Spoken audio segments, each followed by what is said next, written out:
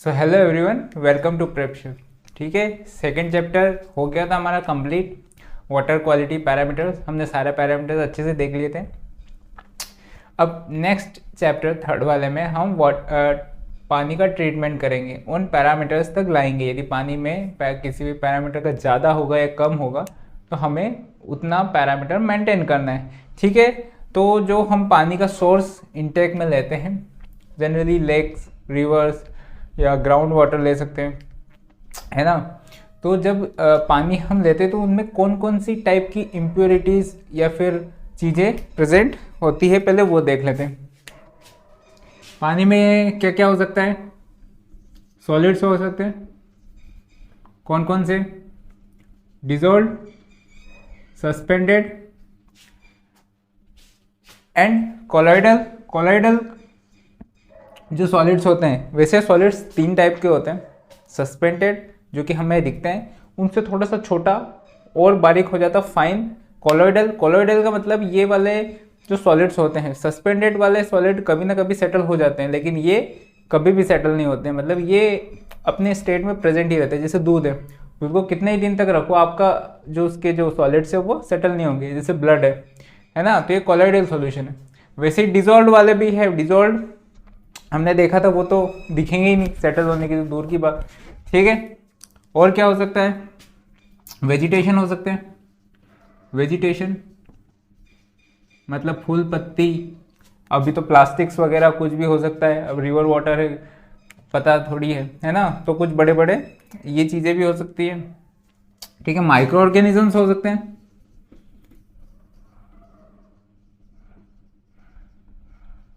Micro organism भी होते हैं, है ना। ऐसी बहुत सारी चीज़ें होती है। तो अब यदि हमको इन चीज़ों को निकालना है एक एक करके, तो कौन कौन सी मेथड हमें यूज़ करना है और किस स्टेज में हमें प्रोसीड करना है कि ये चीज़ें हमें हटके एक पानी पीने लायक मिल जाए। ठीक है, तो सबसे पहले जब हम रॉ वाटर लेते हैं, कहाँ से लिया रॉ वाटर? कहीं से भी लिया हो, जैसे रिवर वगैरह।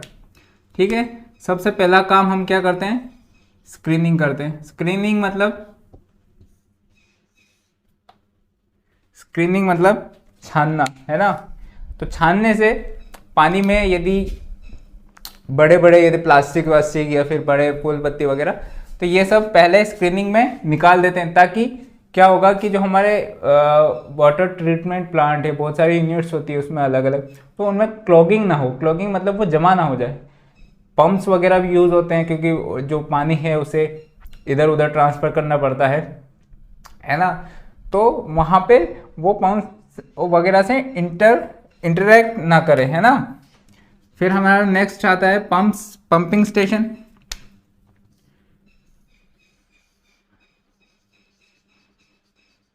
इसका काम क्या है? कुछ नहीं, इसको डिस्चार्ज को मेंटेन करने का काम है कि हमारा जो ट्रीटमेंट यूनिट है उसमें जो डिस्चार्ज उसके लिए डिज़ाइन हुआ है, जिस भी डिस्चार्ज के लिए, उस डिस्चार्ज के लिए मतलब ये डिस्चार्ज प्रोवाइड करते हैं। ठीक है, उसके बाद हमारा है एरेशन यूनिट। क्या है? Aeration unit. एरेशन यूनिट में पानी है। पानी जब हम पीते हैं तो उसमें ऑक्सीजन का एक सर्टेन लेवल रहता है ना।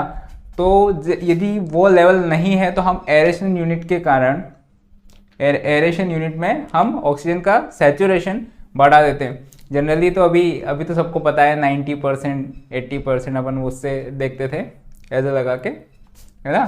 तो एरेशन से ऑक्सीजन का लेवल इंक्रीज हो जाएगा। ठीक है, फिर उसके बाद एरेशन के बाद हमारा आता है कोयागुलेशन।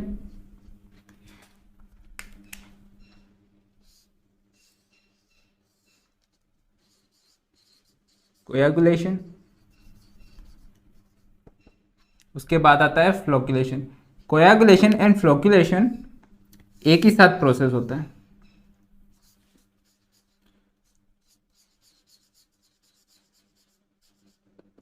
कोयागुलेशन क्या होता है बताओ?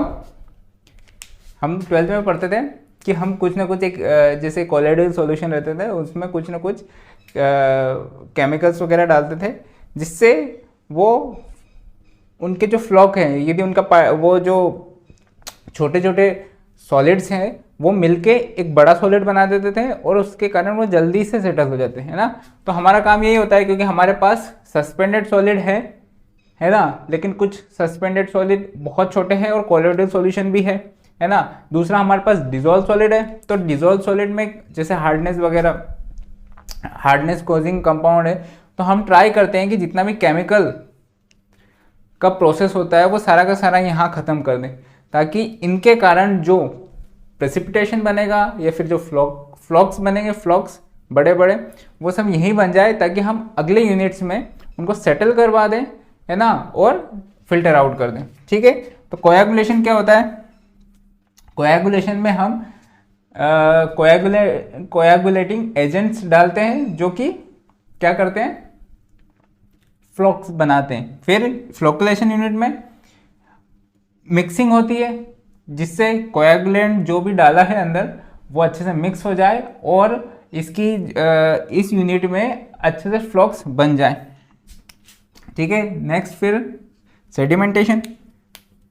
सेडिमेंटेशन कुछ नहीं है, एक यूनिट है, मतलब टैंक है, जिसमें पानी को हम स्टिल रहने देते हैं, थोड़ा सा आराम आराम से वो बढ़ता रहता है, ताकि जितने भी सॉलिड्स हैं, है ना, हलचल नहीं होने देते हैं, ताकि जो सस्पेंडेड सॉलिड है वो आराम आराम आराम से सेटल हो जाए। सेडिमेंटेशन। ठीक है, नेक्स्ट है हमारा फिल्ट्रेशन।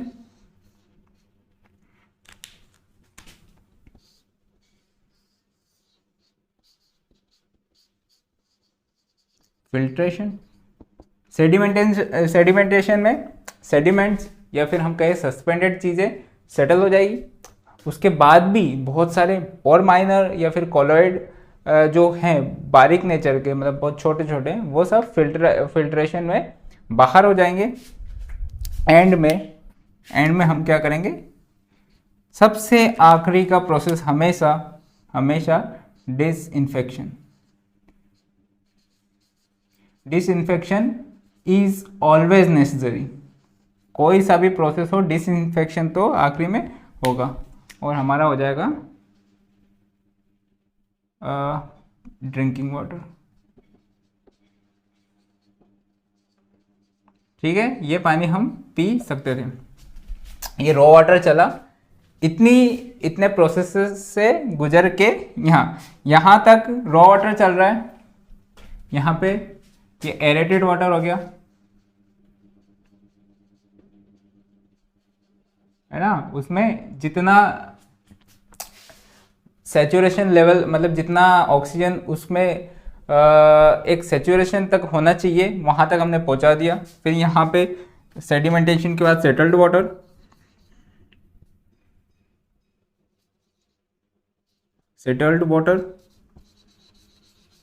ठीक है, ये filtered water,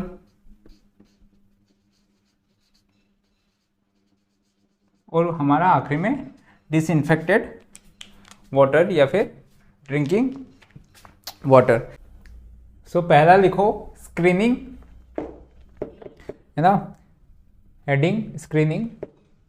screening is the very first operation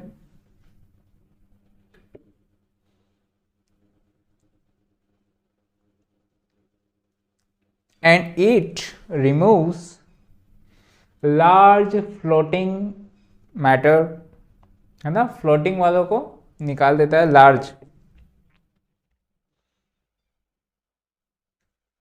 it also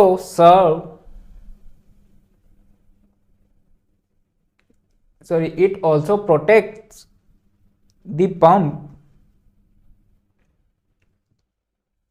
and other mechanical equipments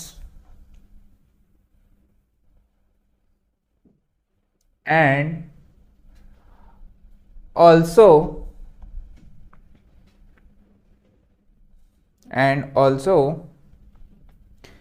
reduces the load on other treatment unit, full stop. This is the first operation performed in water treatment plant. पहला क्या है? Screens, और last क्या है? Disinfection, है ना? ठीक है। स्क्रीन्स में, स्क्रीन्स मतलब छलनी जिसे बोलते हैं हम, है ना? स्क्रीन्स है ना, यहाँ पे किस तरह की ऐसी क्रॉस वगैरह नहीं होती, क्योंकि क्रॉस स्क्रीन्स मतलब जिसमें चौकोर बना रहता है, इस टाइप का नहीं रहता है। क्यों नहीं रहता है? जो चौकोर स्क्रीन्स ऐसी नहीं रहेगी, क्योंकि इनको स्क्रैप करने में दिक्कत आती है। तो जिससे अच्छा क्या करते हैं, ऐसी लंबी लंबी स्क्रीन्स मतलब वायर मैश बना देते हैं, जिनमें मैश नहीं रहता, सिर्फ वायर्स ऐसे रहते हैं हल्का सा मतलब इसमें। और इनमें स्क्रैपिंग भी मैकेनिकल होता है, ताकि मतलब यहाँ पे पानी आया, पानी बह रहा है, इसमें से यदि कुछ फ्लोटिंग पार्टिकल्स यहाँ पे आ गए तो मैकेनिकली इसको स्क्रैप करते रहते हैं, है ना, ताकि यहाँ पे चोकिंग ना हो जाए, है ना।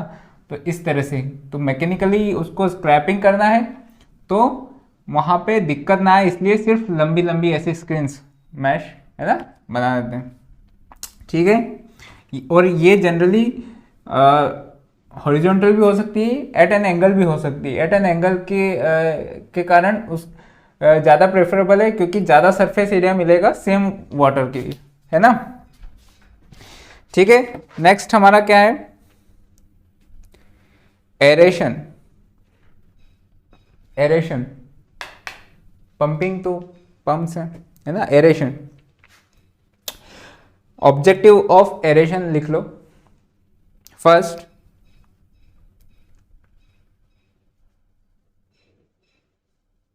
to remove undesirable gases dissolved in water such as CO2, H2S and NH3। देखो ग्राउंड वाटर है, ग्राउंड वाटर एक पैक्ड एनवायरनमेंट में रहता है, क्योंकि वहाँ पे जनरली बाहर पानी या किसी भी चीज़ को बाहर निकलने की जगह नहीं रहती। तो मान लो सपोज करो कि वहाँ पे कोई केमिकल या बायोलॉजिकल रिएक्शन हुई है ना अंदर, या फिर कुछ कंपाउंड है, तो उसके कारण जब गैसेस वगैरह है ना, वो सैचुरेशन लेवल से ज़्यादा में एग्जिस्ट कर सकती है, क्योंकि वो अंडर प्रेशर है ना। तो ये जब हम इसको एरेशन करते हैं, तो जो एक्सेस ऑफ गैसेस हैं जो डिजॉल्व हैं उसमें, वो सारी की सारी फिर निकल जाती है ना। तो इसलिए ग्राउंड वाटर में मेनली हमें करना ही पड़ता है, और सरफेस वाटर में नहीं, मतलब वैसे तो करना है, सभी में करते हैं, लेकिन सरफेस वाटर में नेसेसरी नहीं है, लेकिन ग्राउंड वाटर में नेसेसरी ही है। दूसरा, सरफेस वाटर में क्या क्या आता है अपना? रिवर्स, लेक्स भी आता है, लेक। अब लेक यदि छोटा लेक है तो कोई दिक्कत नहीं, लेकिन डीप लेक है, शैलो लेक है तो कोई दिक्कत ही नहीं, बॉटम लेयर तक ऑक्सीजन चली जाएगी। लेकिन डीप लेयर है तो वहाँ पे भी सेम दिक्कत आएगी। कैसे? कि वहाँ पे एरोबिक ऑक्सीडेशन या फिर रिडक्शन चलेगा वहाँ पे, अनएरोबिक। तो उसके कारण है ना, जो प्रोडक्ट्स रहते हैं वो हाईली अनस्टेबल वाली गैसेस रहती हैं, तो वहाँ पे भी एरेशन कंपलसरी हो जाता है ना। तो एरेशन का समझ में आ गया कि सरफेस वाटर में नेसेसरी नहीं है, लेकिन करेंगे। लेकिन डीप वाटर या फिर ग्राउंड वाटर में आपको नेसेसरी हो जाता है। ठीक है। सेकेंड लिखो, it increases the dissolved oxygen content in water. Oxygen content, oxygen मतलब जिसमें यदि सैचुरेशन पे रहेगा ऑक्सीजन, तो पानी पीने से रिफ्रेशिंग फील होता है। जैसे फाउंटेन्स वगैरह होते हैं उनके आसपास या फिर झरने वगैरह के आसपास कैसा अच्छा सा फील होता है, क्योंकि वहाँ पे क्या होता है, जो पानी वगैरह रहता है ना, एरेशन का प्रोसेस भी यही है कि आपको पानी को एटमॉस्फेयर से ज़्यादा कांटेक्ट में करना, ताकि जैसे ही कांटेक्ट एरिया बढ़ेगा पानी का एटमॉस्फेयर से, तो ऑक्सीजन उतनी ज़्यादा अंदर आती है और उतना ज़्यादा रिफ्रेशिंग भी फील होता है। तो हमें एरेशन तो वैसे भी करना है। Third, it removes the volatile liquids, volatile समझ में आता है ना, पता है कि जो उड़ जाता है, या तो मतलब ऐसे भी उड़ सकते हैं, कुछ लिक्विड ऐसे भी उड़ सकते हैं, या फिर कुछ लिक्विड को गर्म वरम करने के बाद या फिर कुछ मैकेनिकल प्रोसेस के बाद उड़ जाते हैं। पर एरेशन जो अपने आप सेल्फ उड़ सकते हैं, है ना, जो ट्रैप हो गए उनको एरेशन, उनको बस एटमॉस्फेयर से एक्सपोज करना रहता है ना। तो it removes the volatile liquids like phenolic compounds, humic acid, various types of oil etcetera. चौथा, it removes dissolved minerals,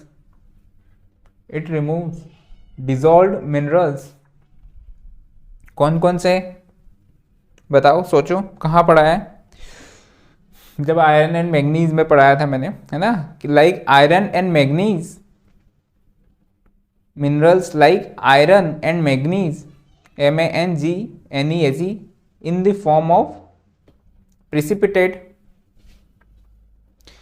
which can get easily settled in sedimentation tank, है ना। तो एरेशन में क्या होगा कि आयरन और मैग्नीज को मैंने बताया था कि ये ऑक्सीजन से रिएक्ट करके ऑक्सीडाइज हो जाते हैं और पीपीटी बना देते हैं। अब ये जो पीपीटी है ये आगे हम सेडिमेंटेशन में रिमूव कर देंगे, है ना, तो ये अपने आप निकल जाता है। तो इसके फायदे भी हैं, ऑब्जेक्टिव इसलिए हम एरेशन करते हैं, है ना। हमारा Fe2+ कहाँ पहुंच जाता था, Fe2+ Fe3+ में, या फिर कहें कि FeOH थ्राइस का पीपीटी, है ना। वैसे ही Mn2+ किस में कौन सा पीपीटी था, MnO2 का पीपीटी। ठीक है, ये याद रखना क्योंकि पूछ लेता है कि पीपीटी किस किस का बनता है। ठीक है, लिख लो कि सब सरफेस मतलब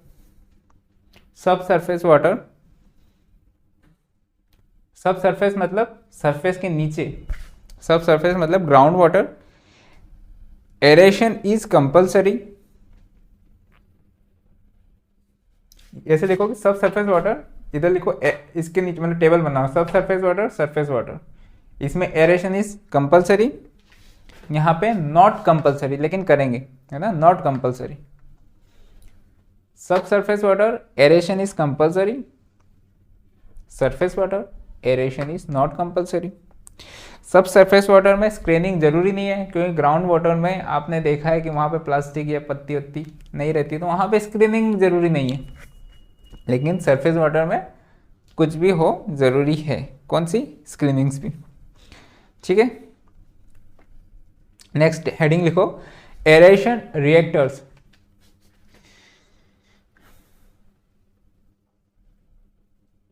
क्या है ये मैकेनिज्म या फिर डिवाइसेस बोल सकते हैं हम इनको, जिनके कारण हम पानी का सरफेस एरिया बढ़ाने की कोशिश करते हैं ताकि ऑक्सीजन से ज़्यादा कांटेक्ट हो जाए। ठीक है, तो aeration is done by aerating devices called as aeration reactor or aerator, AERATORS.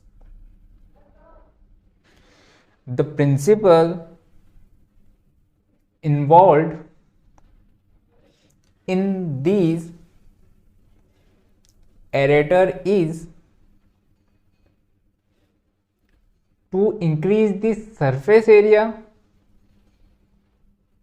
of water as much as possible to maximize the contact with atmospheric air। जब नदी बहती है तो उसका जो अपर सरफेस एरिया है, अपर सरफेस एरिया समझ रहे हो ना, जो अपर लेयर है सिर्फ वही एटमॉस्फेयर के कांटेक्ट में रहती है।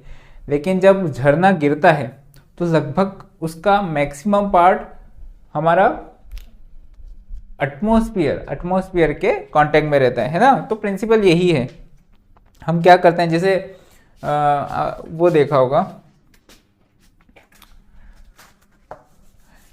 फिश का एक्वेरियम होता है और उसमें एक हवा का वो चलता है, बुलबुला, है ना, वो भी एक तरह का एरेटर है ना। वो भी एक प्रिंसिपल है कि आप डायरेक्ट हवा या फिर ऑक्सीजन ही अंदर वो कर दो, क्या कर दो, इंजेक्ट कर दो अंदर डायरेक्ट, है ना। तो उस तरह से भी हम एरेशन कर सकते हैं। जनरली फाउंटेन्स जो होते हैं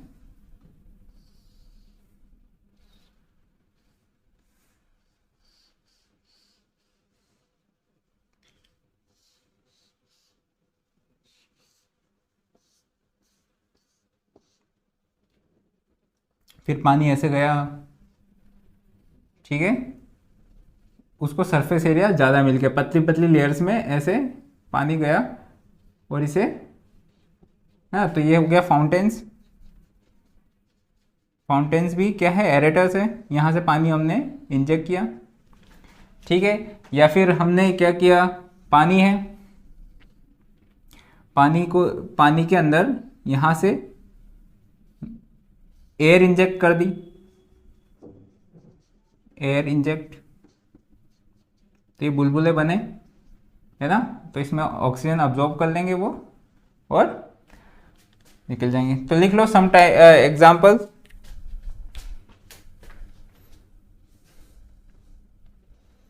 पहला कास्केड एरेटर, कास्केड एरेटर में इसी टाइप का स्टेप्स होता है ना। दूसरा spray nozzle aerator, spray nozzle एक तरह से झरना बोल सकते हैं कि पाइप है, पाइप में यहाँ से पानी आया और यहाँ पे जो नोजल्स हैं, है ना, उससे हमने स्प्रे करवा दिया, ठीक है। तो ऑक्सीजन एटमॉस्फेयर के कांटेक्ट में ये जो बबल्स रहेंगे तो हो जाएगा, उसमें पानी क्या बोलते हैं, ऑक्सीजन अंदर घुल जाएगी, है ना। तो spray nozzle aerator. Trickling bed aerator. चौथा डिफ्यूज्ड बेड एरेटर।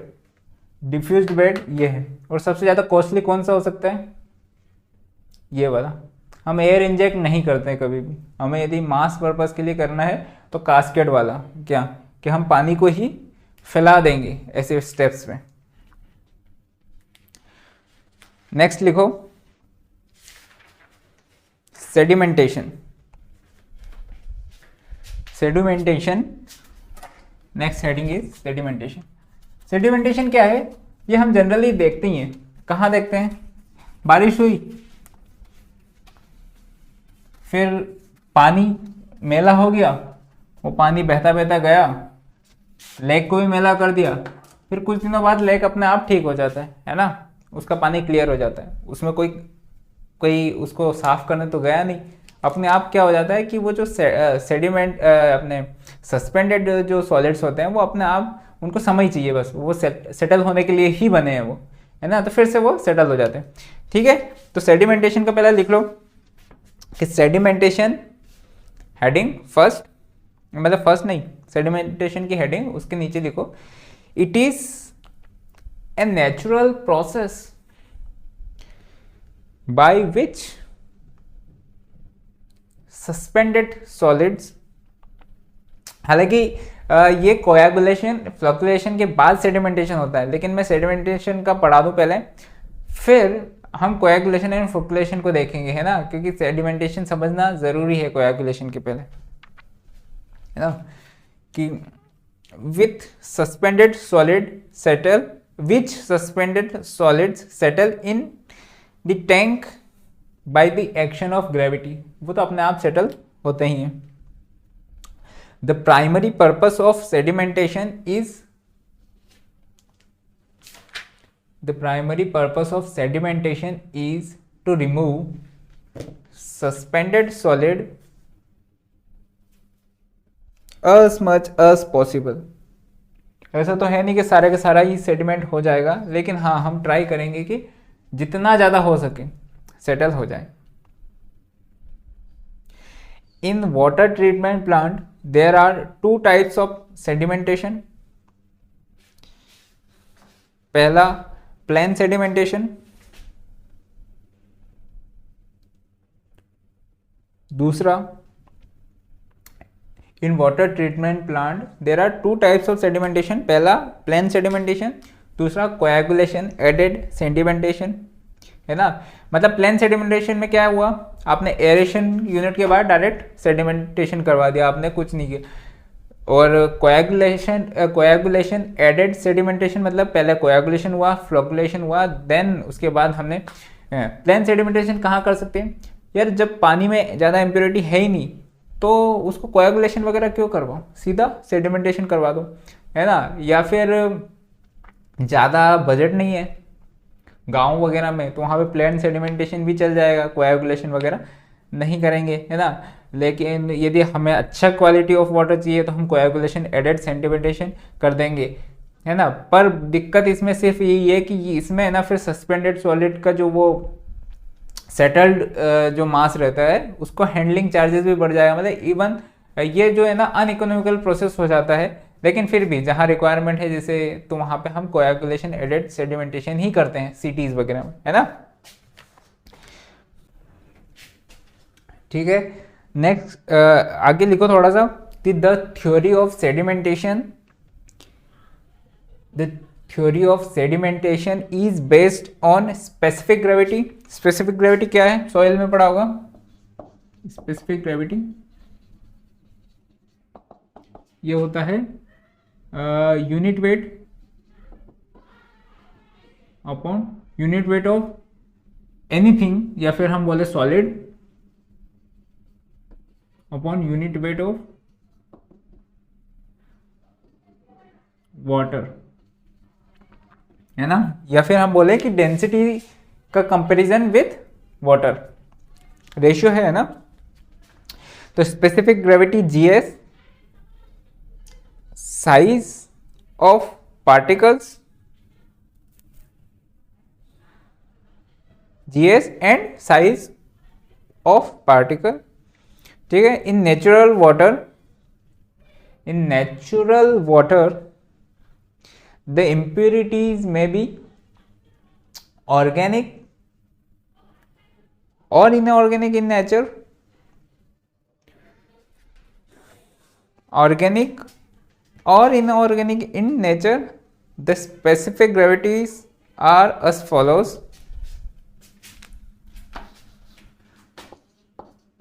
ऑर्गेनिक का 1.1 से 2, इनऑर्गेनिक का 2.6 से 2.9 का जनरली, यह है स्पेसिफिक ग्रेविटी जीएस। लेकिन हम डिज़ाइन के लिए एक लेना है इनका वेरिएशन वगैरह, तो हम लेते हैं डिज़ाइन जीएस, यहाँ पे ले लेंगे 1.2 और यहाँ पे लेंगे 2.65। सी यदि हमने देखो ये रेंज है, यदि 2 का ले लिया, 2 ले लिया, तो इससे नीचे वाले जो स्पेसिफिक ग्रेविटी वाले हैं, मतलब जो 1.1, 1.5 ये सेटल नहीं हो पाएंगे। तो आप बोलोगे कि 1.2 ही क्यों लिया, फिर 1.1 ले लो, या फिर 1 ही ले लो, या फिर और इधर 2.6, क्योंकि जितना फिर हम कम भी लेंगे तो उतना ज़्यादा टाइम, मतलब बड़ा टैंक डिज़ाइन करना पड़ेगा और उतना ज़्यादा अनइकोनॉमिकल हो जाएगा, ठीक है। तो हम एवरेज ही लेते हैं, यदि एवरेज लेना है 1.5 से कम ही लेंगे, है ना। तो यहाँ पे भी इसका एवरेज से कम ले लिया, लेकिन 2.6 नहीं, ठीक है। नेक्स्ट हेडिंग है थ्योरी ऑफ सेडिमेंटेशन। देखो थ्योरी ऑफ सेडिमेंटेशन में ये समझना जरूरी है कि सेडिमेंटेशन के टाइम पे हो क्या रहा है। सेडिमेंटेशन के टाइम पे हो क्या रहा है ये देखने के लिए हम एक पार्टिकल ले लेंगे और उससे पूछ लेंगे भाई तेरे साथ हो क्या रहा है, वो बता देगा सब कुछ, ठीक है। तो जब पानी है, पानी के अंदर, पानी कौन सा वाला है, ये सेडिमेंटेशन टैंक में या कहीं पे भी पानी है, एक जब सॉलिड पार्टिकल होता है, स्पेरिकल अज्यूम कर लिया है, लगभग यदि बहुत ही ज़्यादा बारीक होगा तो वो स्पेरिकल ही रहता है ऑलमोस्ट, तो हम स्पेरिकल अज्यूम कर लेते हैं, उसका कुछ वेट होगा, ये वेट के कारण नीचे जाना चाहेगा, ठीक है। लेकिन पानी है, पानी में बायंसी फोर्स लगता है, हमें पता है कि यदि बॉडी सेमी फ्लोटिंग या फिर डूबी हुई है, फ्लोटिंग, सेमी फ्लोटिंग या डूबी हुई है कभी भी, वो क्यों होता है उसमें? देखो फ्लोटिंग क्यों होता है? क्योंकि बायंट फोर्स इतना है कि उसका वेट झेल रहा है, लेकिन बायंसी फोर्स कम है वेट से, तो वो डूब जाएगी, है ना। तो बायंसी फोर्स यदि पानी में डूबी है कुछ भी थोड़ा बहुत भी, तो बायंसी फोर्स तो आएगा, है ना। तो एफ बी लगेगा उसके ऊपर, अपवर्ड डायरेक्शन में लगता है ना, इसी कारण फ्लोट होता है, ठीक है। अब क्या होगा कि इन दोनों के कारण, सपोज करो कि वेट ज़्यादा है, तो जैसे ही पानी के अंदर आया बायंसी फोर्स भी लगा, वेट लग रहा था ऑलरेडी, इन दोनों के डिफरेंस के कारण ये नीचे जाना चाहेगा, जो नेट फोर्स जनरेट हुआ उसके कारण ये नीचे जाना चाहेगा, है ना। तो इसकी वेलोसिटी धीरे धीरे बढ़ने लगेगी, जैसे जैसे वेलोसिटी बढ़ती जाएगी इस पे ड्रैग फोर्स एफ डी बढ़ता जाएगा, क्योंकि ड्रैग फोर्स वेलोसिटी पे डिपेंड करता है। यदि आप खड़े हो तो आपके ऊपर कोई ड्रैग फोर्स नहीं, या तो आप खड़े हो या हवा भी सुन्न है, मतलब हवा भी नहीं चल रही है, तो ड्रैग फोर्स नहीं है। जैसे हवा चलने लगी या आप चलने लगे तो आप पे ड्रैग फोर्स बढ़ता जाएगा, जैसे जैसे स्पीड और बढ़ाते रहोगे तो ड्रैग फोर्स और ज़्यादा बढ़ता जाएगा, ठीक है। तो जब इसका जो net force downward drag force के बराबर हो जाएगा, उस टाइम पे क्या होगा कि नेट ओवरऑल बॉडी पे एक्सटर्नल फोर्स जीरो हो जाएगा, मतलब एक्सेलरेशन जीरो हो जाएगा, मतलब वेलोसिटी उसकी कांस्टेंट हो जाएगी। अब जो भी वेलोसिटी उसने अटेंड कर ली उस वेलोसिटी से ये सेटल होता जाएगा और धीरे धीरे नीचे सेटल हो जाएगा। तो हमें बस वही वेलोसिटी फाइंड करनी है, क्योंकि वो वेलोसिटी मिल गई, हमें डिजाइन मिल गया, है ना। टैंक का डिजाइन उसी पे डिपेंड करता है, ठीक है। तो वेट का फॉर्मूला बताओ। वेट ये हो जाएगा यूनिट वेट इनटू वॉल्यूम, ठीक है। तो यूनिट वेट हमारा क्या है, गामा एस, जो कि होता है rho W into rho S into G. ये क्या है, यूनिट वेट।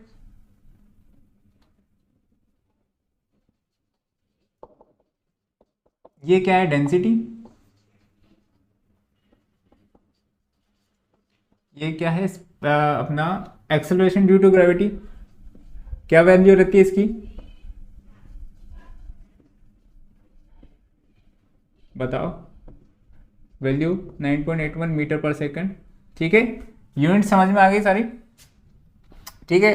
तो हमारा volume of sphere 4/3 pi are cube into unit weight. Unit weight क्या हो जाएगा हमारा, ये गामा एस, ठीक है। बायंसी फोर्स क्या होता है, रो जी वी बोल दो, एफ बी ये होता है रो जी वी, रो किसका, वाटर का, ठीक है।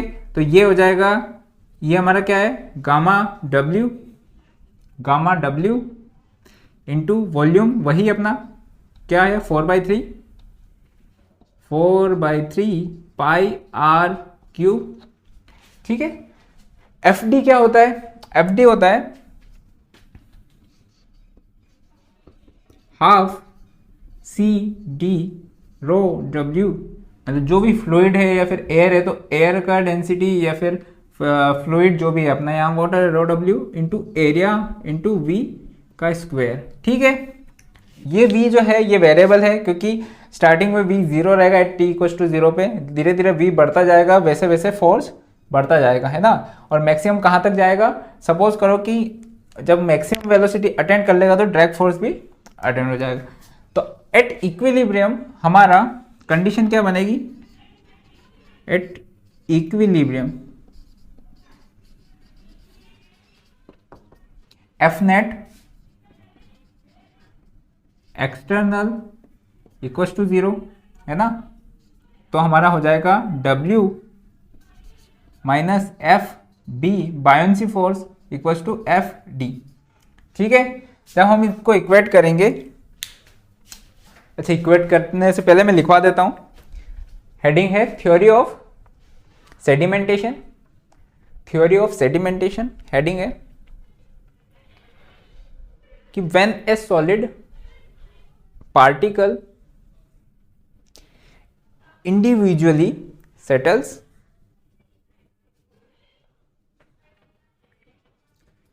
analysis of single particle is valid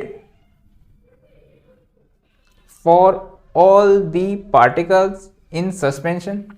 हमने अज्यूम कर रखा है कि इसको इन तीनों के अलावा कोई सा धक्का मुक्की नहीं हो रहा है। मतलब यहाँ पे हम अभी एक पार्टिकल की बात कर रहे हैं और हम ये मान के अज्यूम करके बोल देंगे कि जो एक पार्टिकल जिस वे में सेटल हो रहा है वैसे ही सारे सेटल हो रहे हैं, है ना। मैं बताऊंगा कि बाद में क्या क्या दिक्कतें आएगी, लेकिन हम अभी फिलहाल एक पार्टिकल की बात कर रहे हैं तो वहाँ पे कोई भी वो उसको धक्का मुक्की नहीं हो रही, कोई उसको हिंड्रेंस नहीं मिल रहा है, कोई एक्सटर्नल कोई सा भी टाइप ऑफ फोर्स कोई सा भी प्रेजेंट नहीं है, है ना। अभी हमने सिंगल पार्टिकल की बात करी, ठीक है। द फाइनल और टर्मिनल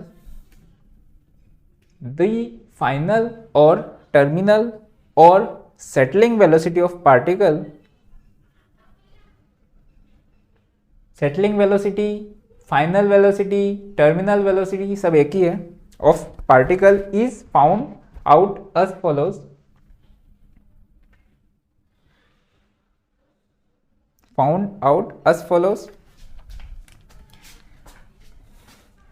हमारा जो गामा एस है वो गामा डब्ल्यू से ज़्यादा है तभी सेटल हो रहा है, या फिर हम कहें कि G S is greater than 1, जो कि हमने अभी देखा था ऑर्गेनिक का भी 1 से ज़्यादा ही था, और जो इनऑर्गेनिक का है उसका तो काफ़ी ज़्यादा था। तो इनऑर्गेनिक तो बहुत जल्दी सेटल हो जाएगा, है ना।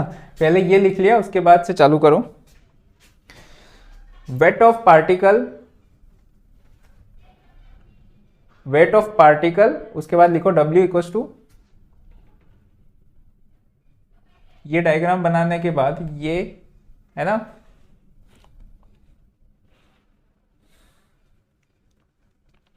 Buoyancy BOUYANCY buoyancy force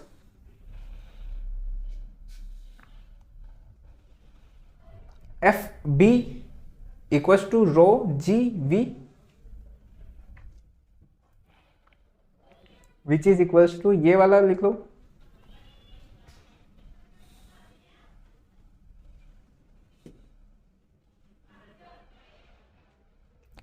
drag force FD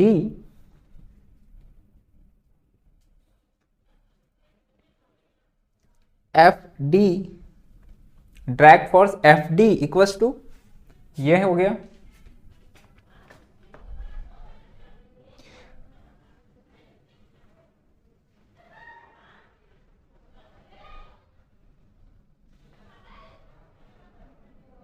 at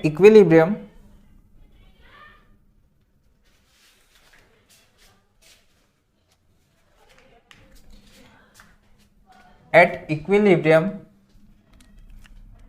F net external equals to 0, acceleration is 0 and velocity equals to constant which is equals to Vs, है ना।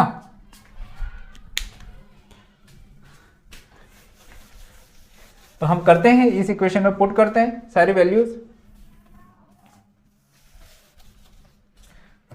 तो हमारा क्या था, 4/3 pi are cube into gamma S minus 4/3 pi are cube into gamma W, है ना, ये हो गया equals to half CD rho W A into V S का स्क्वायर। एरिया का देखो, एरिया का क्या हो रहा है, इसको यदि मैं ड्रैग फोर्स लग रहा है ना, तो इस पे जो नीचे का हेमिस्फीयर है उस पर ड्रैग फोर्स लग रहा है, ऊपर का हेमिस्फीयर पे लग नहीं रहा है, मतलब लग ओवरऑल पे रहा है, लेकिन नीचे जो उसका ड्रैग जो फोर्स का कंपोनेंट्स बन रहे हैं वो नीचे वाले जो हेमिस्फीयर है, नीचे वाला हेमिस्फीयर दिख रहा है उसमें उसके नॉर्मल डायरेक्शन में लग रहे हैं। जब उनको ओवरऑल उनके जो कंपोनेंट हम वर्टिकल में देखेंगे तो हमें जो क्रॉस सेक्शनल एरिया होता है उसके बराबर आता है। तो हमारा जो एरिया होता है वो हम क्रॉस सेक्शनल एरिया देखते हैं। तो यहाँ पे जो क्रॉस सेक्शनल एरिया कौन सा है,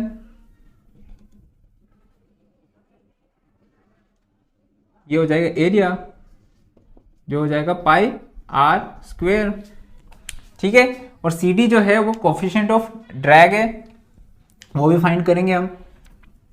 तो आगे हो जाएगा 4/3 पाई आर क्यूब, ये हो जाएगा gamma S minus gamma W equals to half of C D rho W into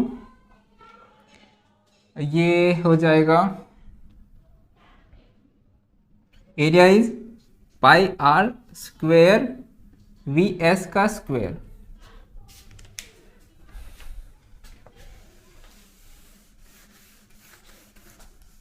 ठीक है, वी एस हमने क्यों लिख दिया है, क्योंकि हमारे जब इक्वेशन हमने इक्विलिब्रियम पे कर दी थी तो उस टाइम पे जो वेलोसिटी होगी वो वी एस के बराबर हो जाएगी। क्या क्या कट रहा है यहाँ पे देखो, ये आर कटा है ना, 4/3 pi are cube, row W देखो जो हमारा गामा एस है यहाँ से देखो है ना, तो ये हो जाएगा रो एस जी, जी बाहर निकाल दिया। यदि इसको मैंने रो डब्ल्यू को नीचे ले गया मैं उधर,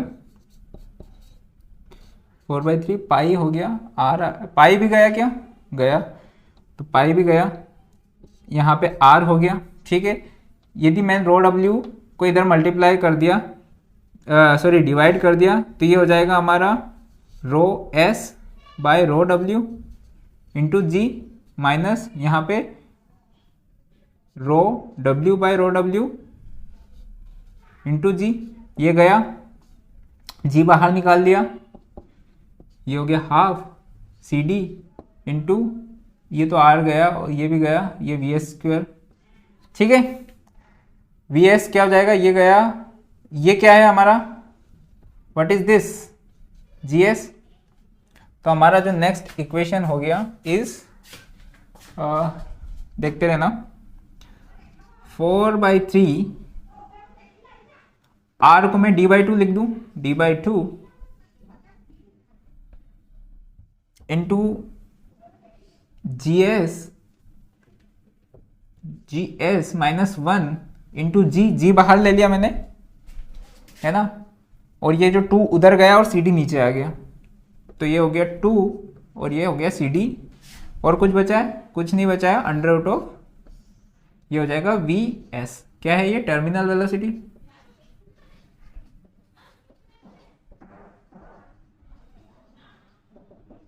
ठीक है, 2 से 2 भी काट दिया, ओके। तो ये हमारा फॉर्मूला हो गया टर्मिनल वेलोसिटी का। जैसे ही हमें सी डी की वैल्यू पता चल जाएगी, इसको है ना वो कर लो ब्रैकेट में, मतलब बॉक्स में डाल दो और लिखो C D is coefficient of drag 4/3 D by C D और जी एस माइनस 1 जी, ठीक है।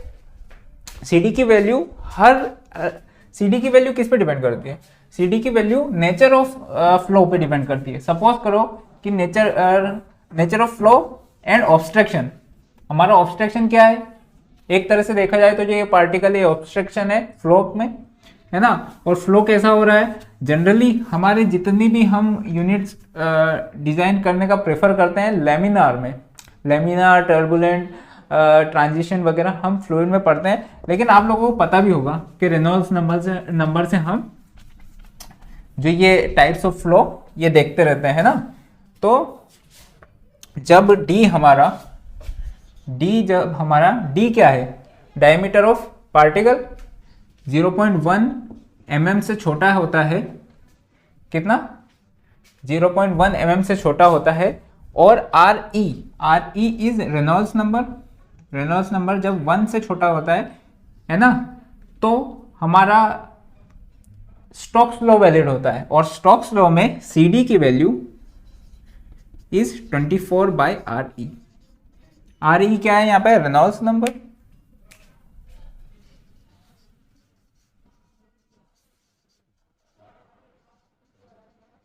रेनॉल्ड्स नंबर जो कि किसके बराबर होता है, rho V D by mu, where rho is हमारा rho W, V is velocity, D is diameter of particle और म्यू है डायनामिक विस्कोसिटी। तो यहाँ पे रो डब्ल्यू कर दूं मैं, वी हमारा हो जाएगा वेलोसिटी, डी इज डायमीटर किसका, ऑफ पार्टिकल, ठीक है, म्यू इज डायनामिक विस्कोसिटी। क्या होता है डायनामिक विस्कोसिटी, फ्लूइड में हमने पढ़ा है, ठीक है,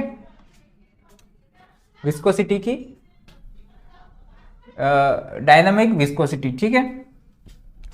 तो यहां पे वैल्यू पुट करो, इसमें इसकी सी डी की वैल्यू पुट करो यहां पे, ये हो जाएगा, जब आप सी डी की वैल्यू पुट करोगे v equal to V S हो जाएगा ना, क्योंकि हमारा वेलोसिटी इज वी एस, एक अंडर रूट में और इधर कट जाएगा तो ये हो जाएगा g by 18 G S minus 1 D square, D is diameter ये वाला D, D square by D square और रो ये हो जाएगा म्यू।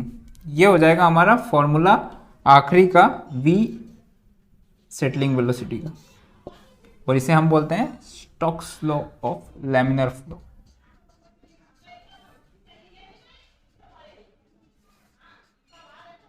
हमारे सेटलिंग टैंक में ये कंडीशंस प्रिवेल करती है ना, तो ये वैलिड हमारा हो जाता है। एक होता है काइनेमेटिक विस्कोसिटी जो कि म्यू बाई रो होता है, ठीक है। ये जो म्यू बाई रो है यहां पे आया है, इसको हम उल्टा भी कर सकते हैं, मतलब यहां पे म्यू बाई रो की जगह हम वो भी लिख सकते हैं। लिखवाऊं क्या फॉर्मूला, वो हो जाएगा V S equal to G by 18 G S minus 1 D square, D is diameter of particle और ये न्यू इज काइनेमेटिक विस्कोसिटी।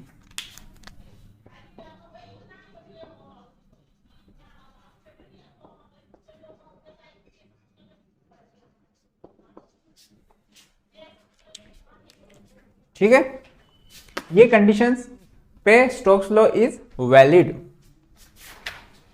लिख लो।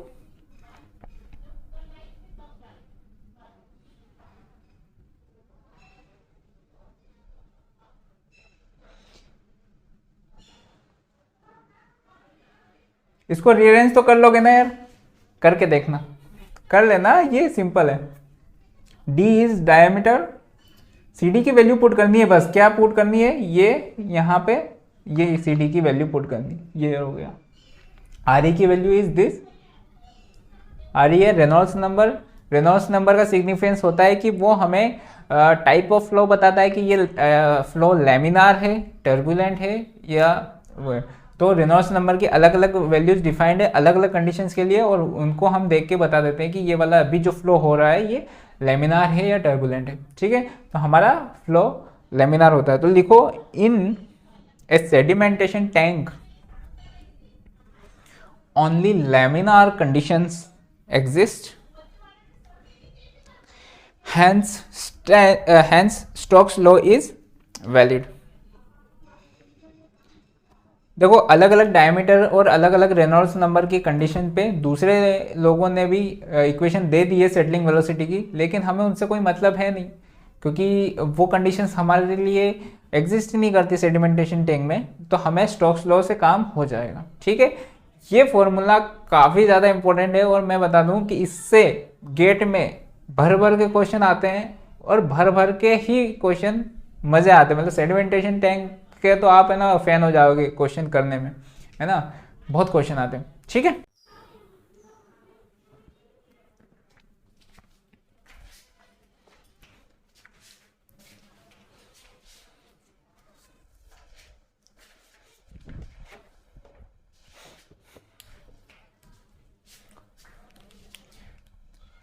ठीक है, अब हम आते हैं हमारे काम की चीज़ पे, क्या कि हमें जो सेटलिंग है पार्टिकल की वो तो मिल गई कि वो किस वेलोसिटी से सेटल होगा।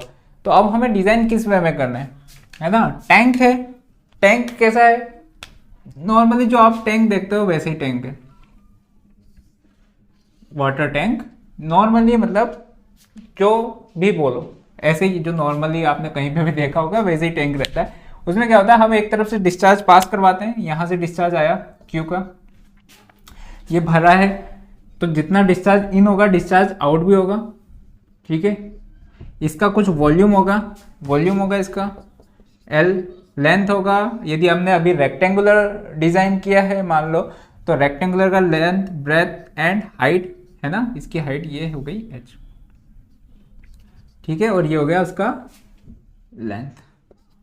अब क्या होता है कि जैसे ही डिस्चार्ज अंदर आया, पार्टिकल यहाँ पे था, ये हमारा एक पार्टिकल है, इसको होना है सेटल, मतलब ये जब इधर से अंदर आया है और ये जब बाहर जाएगा तो उसके पहले पहले इसको सेटल हो जाना है।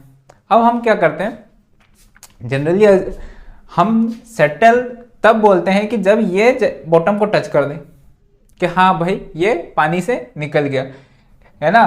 तो जब सपोज करो कि इसकी सेटलिंग वेलोसिटी बहुत ज़्यादा है ना, तो ये आया और गिर गया यहीं पे, तो हमने इतनी लेंथ तक क्यों चलाया, फिर उसको हम ये जो बोल देंगे कि ये वाली लेंथ दे दो, सेटल हो जाएगा। सपोज करो पार्टिकल आया और वो यहाँ तक ही पहुँचा, सेटल नहीं हो पाया, तो हम बोलेंगे यार ये लेंथ तो कम पड़ गई, अभी तो सेटल हुआ ही नहीं है ना। तो डिजाइनिंग का काम ही यही है कि आपको इसको सेटल करवा दें। तो आइडियल कंडीशन ये मान के चले कि ये अंदर आया और सेटल जस्ट कौन सी वाले पे हुआ, यहाँ पे इस वाली लेंथ पे जस्ट सेटल हुआ। जब ये आएगा तो इसके पास एक वेलोसिटी होगी फ्लो की, और इसकी सेटलिंग वेलोसिटी होगी जो कि धीरे धीरे बढ़ेगी, पार्टिकल की सेटलिंग वेलोसिटी होगी।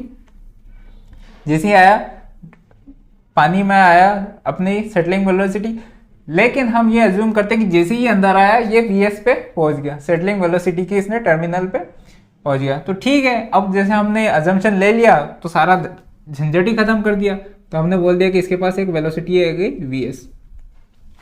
अब जो टाइम में ये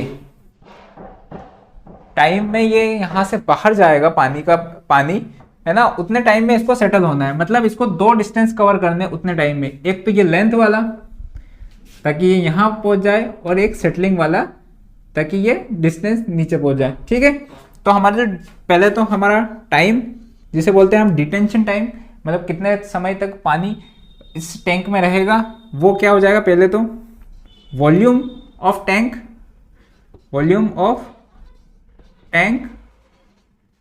अपॉन डिस्चार्ज की यूनिट क्या होती है, डिस्चार्ज की यूनिट होती है मीटर क्यूब पर सेकेंड। ठीक है, ये होता है मीटर क्यूब कट गया सेकेंड, मतलब यही टाइम हो गया। ठीक है, सेम टाइम में वीएफ इतनी होनी चाहिए कि ये लेंथ कवर कर ले। ठीक है, तो हमारा जो dt विल बी, पहले तो v बाई क्यू था, उतने ही टाइम में ये length l by V F हो जाएगा, और उतने ही टाइम में vs h by we S हो जाएगा। तो हमारा जो डिटेंशन टाइम है वो इतना होना चाहिए, कितना होना चाहिए, इतना। ठीक है, समझ में आया। तो ये होता है डिजाइनिंग, कि हमारा जो डिटेंशन टाइम है इसका, तो इसका डिटेंशन टाइम वॉल्यूम पे भी डिपेंड करता है, तो इसका वॉल्यूम डिस्चार्ज हमें पता रहता है, वॉल्यूम हमें इस तरह से लेना है कि इसका डिटेंशन टाइम में ये सेटल हो जाए। ठीक है, तो लिखो डिटेंशन टाइम सेडिमेंटेशन टैंक। अभी सेडिमेंटेशन की थ्योरी लिखी थी, अब लिखो सेडिमेंटेशन टैंक। अब टैंक पे आ गए, हम डिजाइन की बात करने लगे कि पहला डिटेंशन टाइम dt, ये हेडिंग है डिटेंशन टाइम का, लिख लो कि the theoretical average time for which water is detained the water is detained in the tank is known as detention time.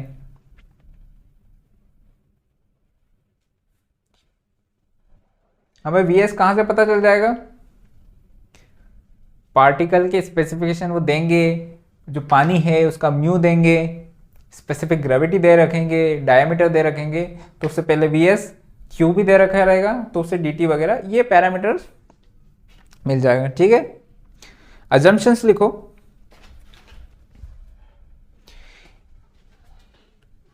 कि पहला कि द पार्टिकल विल बी, अच्छा dt के बाद ये लिख लो, dt के बाद तीनों चीज लिख लो।